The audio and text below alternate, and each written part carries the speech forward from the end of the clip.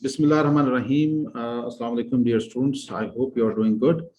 Um, Today, we are going to talk about the largest landmass country in Central Asia, which is Kazakhstan, obviously.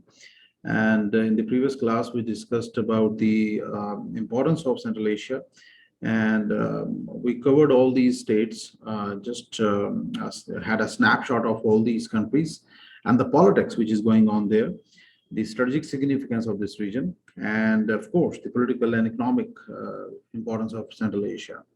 So now we are going to discuss about the strategic importance of Kazakhstan in Central Asia. So as we discussed in the previous class as well, that Kazakhstan is the largest country in this region, Central Asia, and this was also a very important country as far as its landmass is concerned. This is the largest landlocked country in the world right now.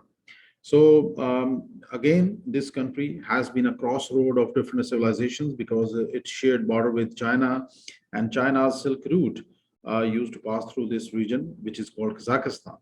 So many civilizations, when they used to interact with China, automatically it had to pass through Kazakhstan. So Kazakhstan was historically a very important country. So let's first of all understand the geography of this country. As I told you before, that it is the largest landlocked country and ninth largest in the world, but still this country is not considered as a developed country. What is the reason behind? The reason is simple, that they are not open to the world, they don't have seas, they don't have access to maritime, so they are not maritime nation. At the same time, they possess a huge area, which is about 2.171 million square kilometer. It is equal to the size of Saudi Arabia and bigger than the Western European territory. It is bordering very important countries like China, Kyrgyzstan, Russia, Turkmenistan, and Uzbekistan. So China being the most important country economically, and Russia being the most important country militarily, are the neighbors of this particular country. So it shares about 2200 kilometer border with Uzbekistan, 1500-kilometer border with China. Apart from all these borders, I would say the most important borders are Russian border and the Chinese border. These two areas are very significant for the Kazakhstan, and Kazakhstan being border state of these two states is actually enjoying sometimes, and sometimes it is under the pressure by the Russians, and economic benefit they are getting from the Chinese. So their territory, their geography is actually their bane, and their geography is actually their boon. So sometimes it brings benefit, and sometimes it brings challenges for that particular country. Apart from that, Kazakhstan share border with smaller borders with other countries of the region. But the most important borders are Russian border, the Chinese border, and of course, the Kazakhstan's share in the Caspian Sea region. I told you the significance of Caspian Sea. This is a landlocked lake, and it is about 1,000 kilometers long and about 450 kilometers wide, and it has a depth of about 1,000 meters. So which makes this particular, you can say, lake very important because of the resources it has got. So Kazakhstan got a huge share of Caspian Sea as well. So it is considered as the most important country in Central Asia when it comes to the energy security in future, especially for countries like European countries and others in the world. So this was just geography of this particular country. Now let's look at the Kazakhstan's overall, you can say, situation, that where they are located and how they are dominating the trade routes between East and West.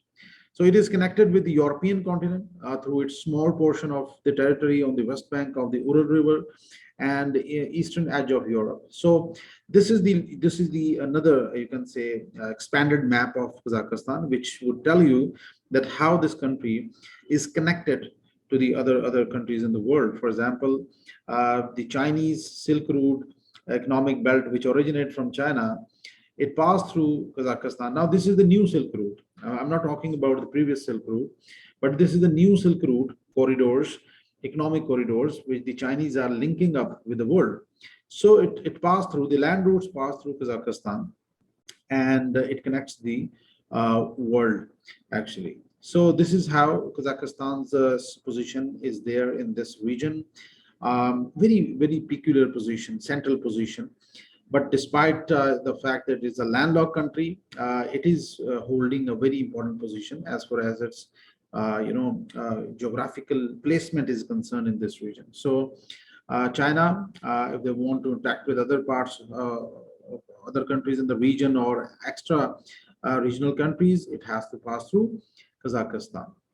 So Kazakhstan is a vast territory, but much of the country is semi-desert, and most of the areas are semi-desert, and they got steppes, they got many rivers as well, which help the Kazakh people. But their main, you can say, dependence is on their oil and gas resources.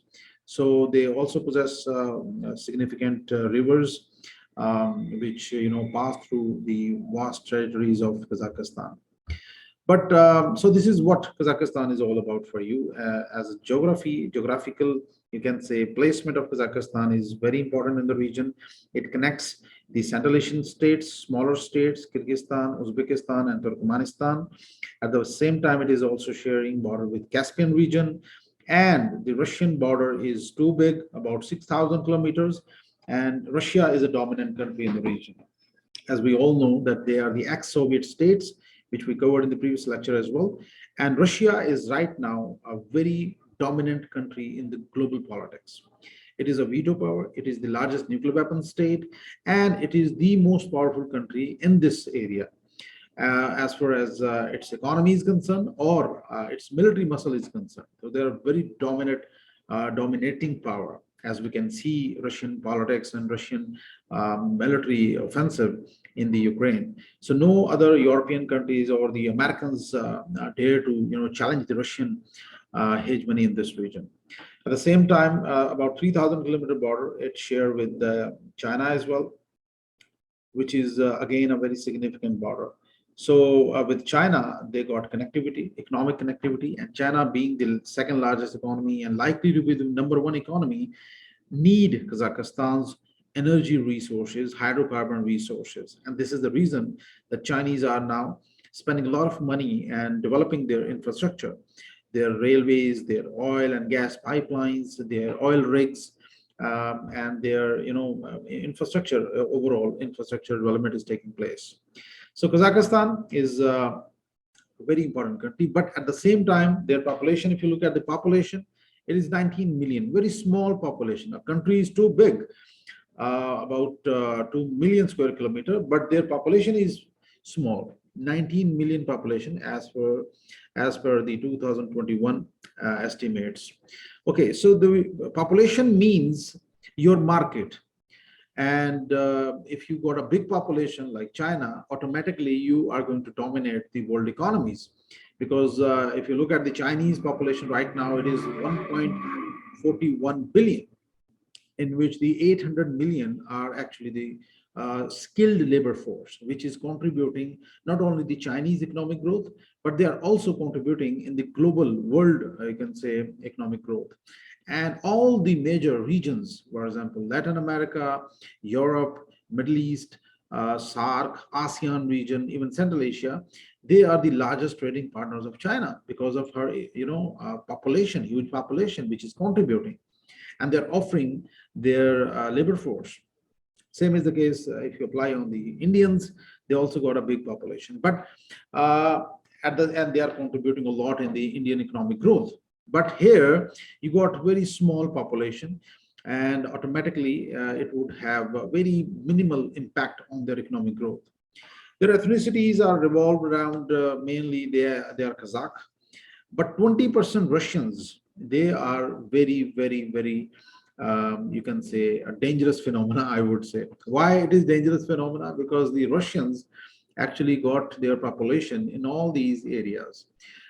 For example, they had a population in Crimea, and 50% of the Crimean population was actually Russian.